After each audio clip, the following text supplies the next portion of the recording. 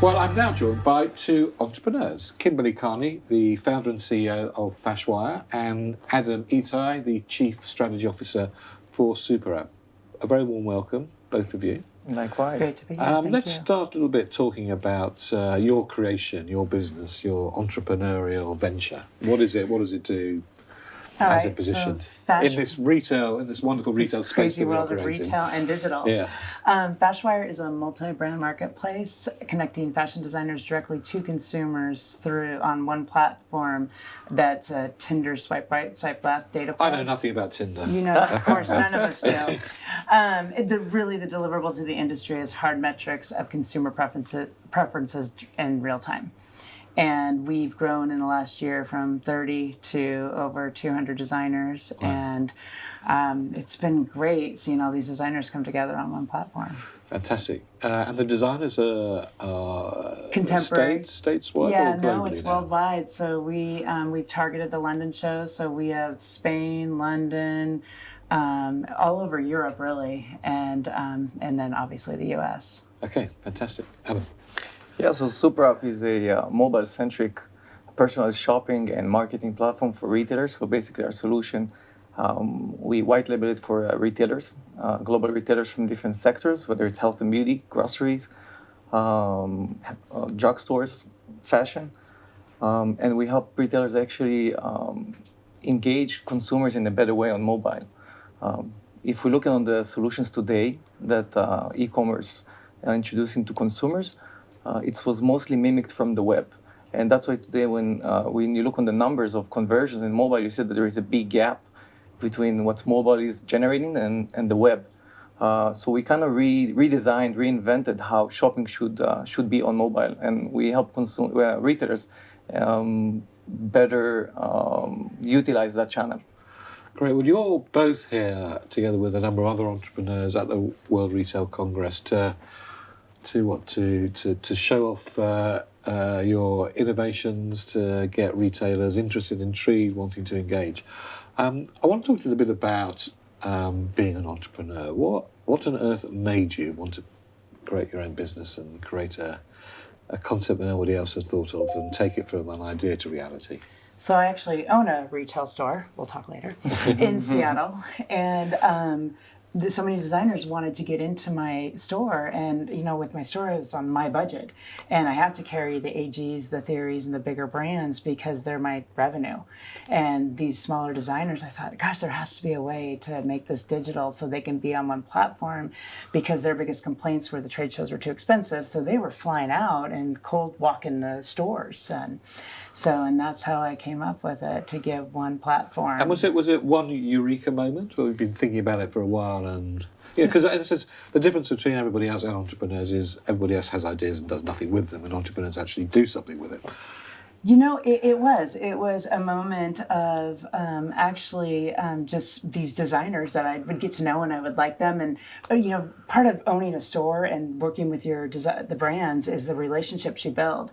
And, and I'm from .com time. So my idea was, everybody else out there has to go through retailers or brokers to get brands, and so many of these fashion apps are masquerading as a designer solution when they're really a retailer solution. And we've actually targeted those trade shows and walked the floors and developed those relationships, and all of our designers signed up to have contracts just with us. And so it was this moment where we need to do this, and I hired a developer. That one didn't last. And then I found the endgame developer, and I did hire an amazing advisory board to come on and really guide me. And we have an eBay, product officer. We have Deborah Weinswig, who's here at the show, and we have these different advisors who've guided me. Deborah's great. Yeah, she's been a great advisor for Fashwire. So, what's your route to entrepreneurialism, if that's a word? Well, you have to have a very solid vision. I think that you have the ability to see something that probably no one else sees besides you. As an entrepreneur, you have a vision that you can throw the rock as far as you can probably imagine, and be willing to sacrifice a lot in order to get there. For SuperUp, for instance, it became as a vision of one man, Roy, which is the CEO, the founder of the company. When he held the first iPhone, he realized back in 2008, when e-commerce was just something that people barely even used, that this is the future of this sector of e-commerce, and that's how people are going to shop. And this idea, this vision of SuperUp was born already back then. Now, one of the things they say about being an entrepreneur is it's tough on the entrepreneur. How's that manifested itself in your life? Well, sleep's not an option. Yeah, I love the drive of being an entrepreneur. So you do sacrifice your personal life. You do. I'm a single mom. Fortunately, I have a great dad to my children who is really tag teams us with me as single parents, and but everything else, you're so focused on that end game and what you can do for your designers. And like for me in this world of designers who are so excited to get on your platform, because they'll look at it and they'll be like, oh, we've seen, and then all of a sudden like, oh, there's nothing like this. We want to get on, and trust in us and believe in us to take us there. And I feel like it's my job, whatever we need to do, whether I need to put up the images for the designers, whether I need to be out here at a show, or whatever we do, you keep going. And how do you take the knocks? I mean, if you look back at many of the classic entrepreneurs who've gone on to create massive businesses, their first few years or even first 10, 15 years had many failures. How do you take those knocks? Do you take it very personally? Oh, no, never. You should never take it personal. I think if you don't fail, you don't learn. I think, I think that's the test of an entrepreneur. Is absolutely. How do you get up from a failure? And if you just failed and quit, then I guess you're not an entrepreneur. Yeah. Because entrepreneur is about keep going. It's about learning from your experience. It's about learning the lesson and just come back stronger. I think this is it's more of a character. It's like you're born with it. Entrepreneurs, real entrepreneurs, I think that this is you know that you can't work for anybody else. So true. You really wanna be there, right? You really wanna be there to fulfill your own vision. Yeah. And I think that what's really intrigues me, especially if we're talking about high tech and in today's ecosystem and environment, is like you are in charge of so many things in this type of business. It's like all of it. It's like the fundraising and the marketing and everything that it includes, and operations and the development and the product, and it's like literally everything. You have to be hands-on. You're chief of all of those. Exactly. Eventually, it's all rolls to you. And I think that one of the tests of an entrepreneur, SuperUp now we're about 65 people and we're scaling, we're growing. And I just had this conversation with Troy, the founder. Is how do you maintain your vision in a way that it still has your spirit? How your product still has your spirit, and how you onboard people that can tag along with your dream, with your vision, and then you can explain them what it is that your vision, your view, without them to see that in a way that it can reflect what it is that you want it to be, if it makes sense. Absolutely, and I think you just keep trusting your instincts. It's like you're gonna fall down, you're gonna make mistakes, but it's how you turn those mistakes around into opportunities to learn and do it differently. Or what I've found is there's always something that's coming your way that you don't see. Mm-hmm. Yeah. That's I think the best. So you're here. There are a lot of established retailers who are wandering the corridors of the World Retail Congress. Hopefully, will come and talk to you. What are the challenges that you face as a young entrepreneurial business working with some of these big established retail companies and brands? Where should I start? Well, I am a retailer in my other job, and so it's interesting. Yeah, I'll let you go first. Yeah, well, I think it's also depends on the type of retailers that you're working with. For us, we work with some tier one retailers that the demands are there. I think you have to be absolutely confident that you can deliver in that quality, that you're the solution that you provide, whatever it is that you say that you're providing. You have to be 100% sure that you can deliver, and you are being tested for that. So if you're a young company from anywhere in the world, it can be Israel or anywhere.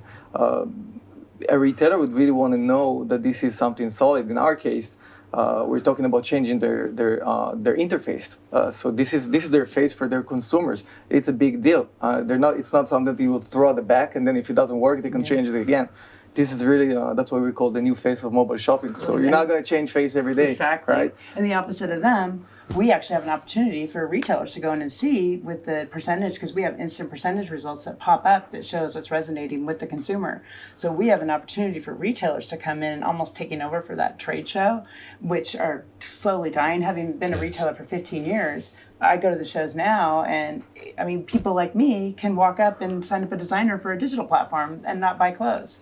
And I think for us, retailers have an opportunity to go in and look at our collections and be like, the designers' collections go, oh, 70% like this, 40% like this. So I think our data, and data I think for you is probably just as strong as it is for me. Yeah, I think it's probably the most valuable thing today. It's how you can collect data, but just in the right amount, and also with this in the limitations of what it is that is you can, but also you cannot do. it's about how you convert that data to something that's useful, insightful, meaningful, and you can take an action to, as opposed to a random collection of data stuff.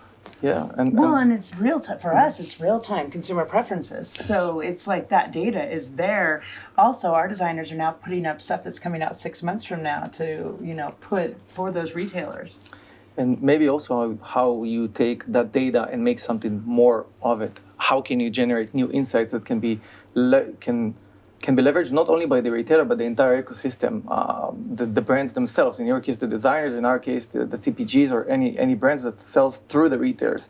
How can you actually create new insights that can help them do better, better know their customers, better create their products in a better way.